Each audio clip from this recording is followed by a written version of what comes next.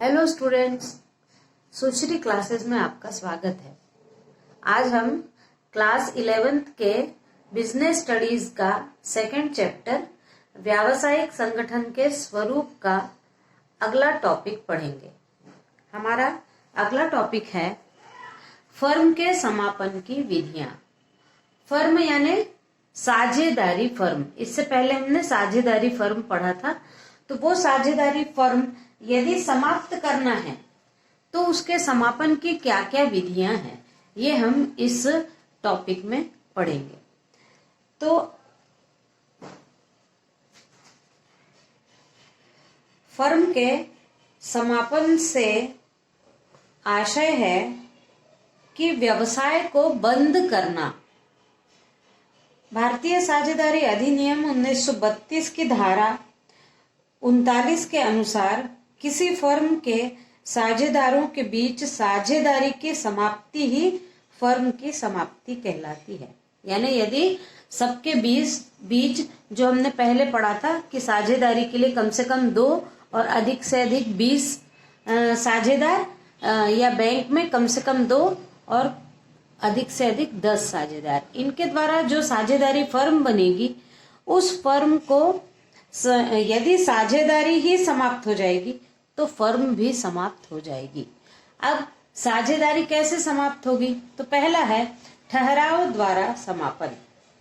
साझेदारी का जन्म ठहराव से होता है। उसी प्रकार साझेदारी आपस में ठहराव करके समापन भी किया जा सकता है। जैसे हमने इससे पहले वाले वीडियोस में देखा है कि यदि साझेदारी करना है तो जरूरी नहीं कि लिखित साझेदारी हो, कभी कभी ठहराव करके भी साझेदारी हो सकती है। तो यदि ठहराव करके साझेदारी हुई है तो ठहराव करके ही साझेदारी का समापन भी किया जा सकता है। फिर है दूसरा अनिवार्य समापन।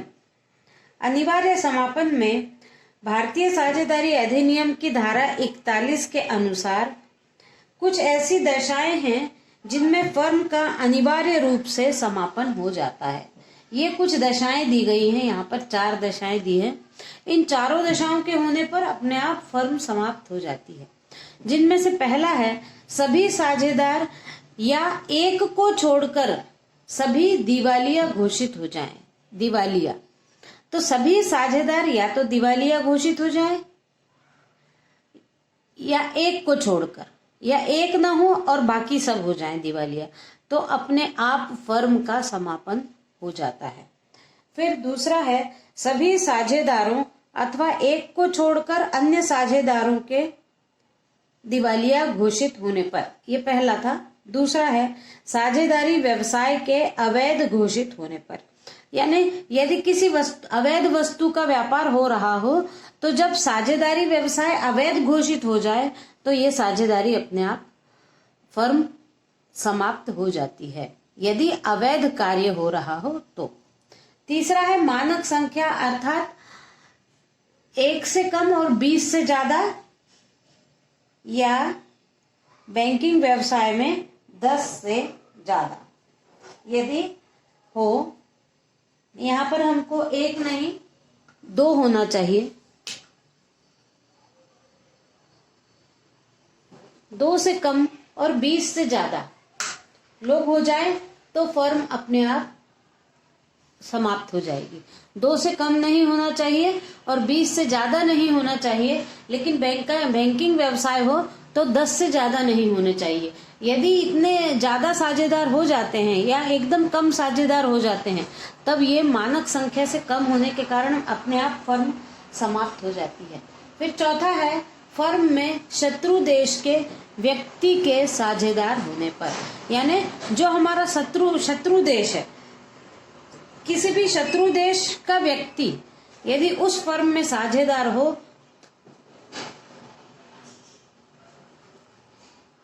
तो साझेदारी समाप्त हो जाती है।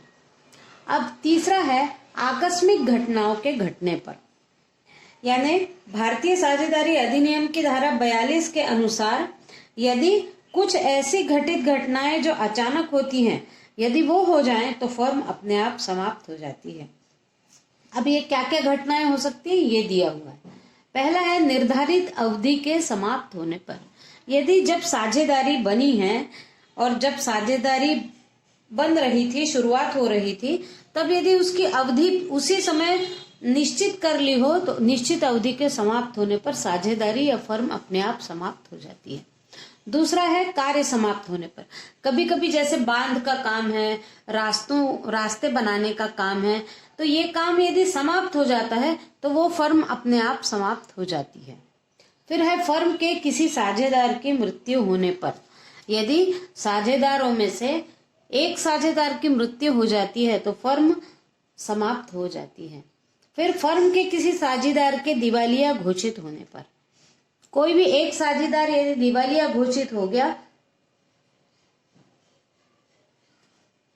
तो फर्म समाप्त मानी जाती है। फिर है फर्म के किसी साझेदार के त्यागपत्र देने पर। त्यागपत्र देना है ना, वो किसी बात से नाराज है और यदि कोई एक साझेदार त्यागपत्र दे देगा तो पूरी साझेदारी समाप्त हो जाएगी, फर्म समाप्त हो जाएगी। अब चौथा है सूचना द्वारा विघटन। तो किसी साझेदार द्वारा साझेदारी की समाप्ति की सूचना दी जाएगी और सूचना देने पर वो फर्म विघटित हो जाएगी। यदि सूचना देता है कोई साझेदार कि मुझे अब आगे इस साझेदारी में कोई इंटरेस्ट नहीं है, तो उसके लिखित सूचना देने के बाद साझेदारी अपने आप समाप्त हो जाती है। पांचवा है न्यायालय द्वारा विघटन, यानी किसी साझेदार के न्यायालय द्वारा विघटन के अंतर्गत धारा 44 के अनुसार किसी साझेदार द्वारा वाद प्रस्तुत करने पर न्यायालय किसी भी एक कारण के आधार पर साझेदारी फर्म के समापन का आदेश दे सकती है। यानी इन सब जो दी गई हैं आगे बातें, इन बातों में से यदि कोई एक न्यायालय के द्वारा बता दी जाए तो वो फर्म समाप्त हो जाएगी। जिसके अंतर्गत पहला है किसी साझेदार के पागल होने पर। यदि न्यायालय के द्वारा किसी साझेदार को पागल घोषित किया हो तो वो यदि किसी फर्म का साझेदार है तो वो साझेदारी का विघटन हो जाएगा। फिर दूसरा है साझेदार के स्थायी रूप से अयोग्य होने पर। यदि साझेदार को स्थायी रूप से अयोग्य घोषित कर दिया गया है तो वह फर्म समाप्त हो जाएगी। फिर साझेदार के दुराचरण से फर्म को हानि होने पर, यानी किसी एक साझेदार के द्वारा अच्छा आचरण न किया गया हो तो उसके दुराचरण से जो फर्म को हानि होगी उस हानि को देखते हुए फर्म को समाप्त कर दिया जाएगा। फिर अगला है साझेदार द्वारा समझौते के विरुद्ध कार्य करने पर। जो समझौता पहले तय हुआ है, जो भी नियम पहले तय हुए हैं, यदि उन नियमों के अनुसार कोई साझेदार कार्य नहीं करेगा तो वह फर्म समाप्त हो जाएगी। फिर हित अन्य पक्ष को हस्तांतरण करने पर। यदि कोई अपने हित को किसी दूसरे को बिना पूछे हस्तांतरित कर रहा है तो वह फर्म न्यायालय के द्वारा समाप्त कर दी जाएगी। फिर व्यवसाय में निरंतर हानि होने पर। व्यवसाय तो किया जा रहा है और व्यवसाय में हानि भी हो ही सकती है, लेकिन यदि निरंतर हानि हो रही हो तो वह व्यवसाय और अधिक दिनों तक किया जाना उचित नहीं है। इसलिए न्यायालय के द्वारा उस फर्म को समाप्त कर दिया जाएगा।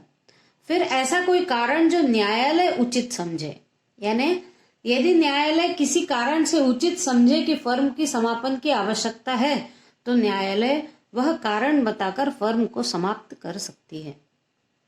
अभी हमने यहाँ पर पढ़ा फर्म के समापन की विधियां। अब हम यहाँ पर एक छोटा सा टॉपिक और देख लेंगे कि फर्म के विघटन और साझेदारी के विघटन में अंतर। साझेदारों से फर्म बनती है और फर्म में साझेदार कार्य करते हैं, तो फर्म का विघटन अलग चीज है और साझेदारी का विघटन अलग बात है। हम देखते हैं अब अंतर दोनों में। पहला अंतर विघटन है, तो फर्म का विघटन होने पर साझेदारी अपने आप विघटित हो जाती है। यानी यदि फर्म ही समाप्त हो गई तो साझेदारी कोई मायने ही नहीं रखती है। लेकिन साझेदारी का विघटन हो जाने के बाद भी फर्म का विघटन हो ये आवश्यक नहीं है। साझेदारी मान लीजिए टूट गई है, दूसरे साझेदार आकर उसी फर्म में काम कर सकते हैं।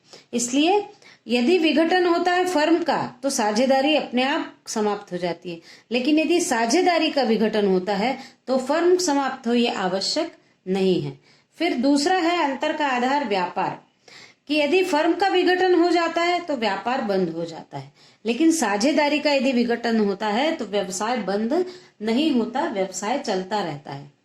फिर संबंध, हाँ, यदि साझेदारी के आपसी संबंध खत्म हो जाते हैं, यदि फर्म का विघटन होता है तो साझेदारों के आपसी संबंध खत्म हो जाते हैं, लेकिन यदि साझेदारी का विघटन होता है तो एक साझेदार की साझेदारी खत्म हो जाती है। फिर है अगला है कारण। फर्म का विघटन ठहराव अनिवार्य या न्यायालय के द्वारा होता है। फर्म का विघटन कैसे होता है? ठहराव के द्वारा या अनिवार्य कारणों के द्वारा या फिर न्यायालय के द्वारा फर्म को बंद किया जाता है या विघटन होता है। और साझेदारी का विघटन, साझेदार यदि कोई एक अवकाश ले ले, अवकाश ग्रहण कर ले, या किसी की मृत्यु हो जाए, या किसी साझेदार को यदि दिवालिया घोषित कर दिया जाए तो वह साझेदारी समाप्त हो जाती है। आज के वीडियो में इतना ही देखेंगे।